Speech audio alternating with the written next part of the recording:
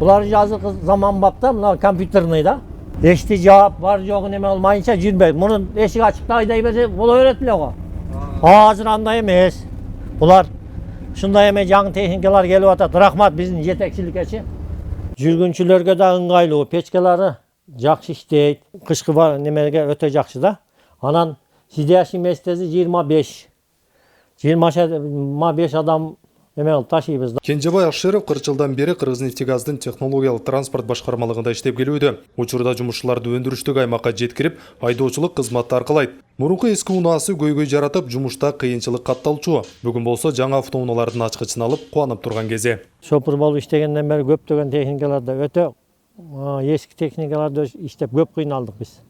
Мына жакынкы жылдардан бери жаңы техникалар келип кыйла иштейбиз, алдыга жылып. Жаңы техника баары жаңы экен да. 2021 жылы 242 миллион сомго 40 атайын автоунааларды сатып алуу пландалган. Учурда 11 техника келди. Калгандары жыл сонуна чейин келери күтүлүүдө. Мындай көп сандагы атайын автоунааларды жаңылоо буга чейин болгон эмес. Эске салсак, буга чейин Toyota Corolla үлгүсүндөгү газ менен жүрүүчү жеңил автоунаалар алынып, тийиштүү кызматкерлерге тапшырылган болчу. Техника деген 3 жылдан кийин уже проблема боюнча болбош керек. Биздики эски анда мындай деген нет. Мен шатар 104.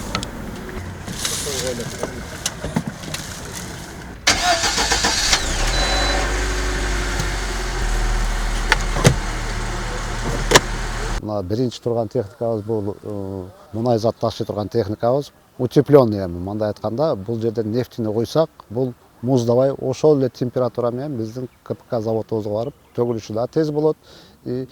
Көп да көлөмдө ташыйбыз.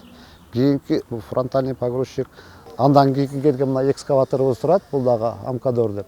Бул дагы мурунку экскаваторлордон өзгөчө. Көрүп турганыңардай, мына вахтовый КАМАЗ. Жумушчулар кеткенде үстүндө вентиляциясы бар, кышкыга отоплениясы бар, жылуу. Кийинки артта турган дагы 2 Нива келип атат. Булар дагы жаңы. Азыркы айтылган эле бар заманбап техникалар.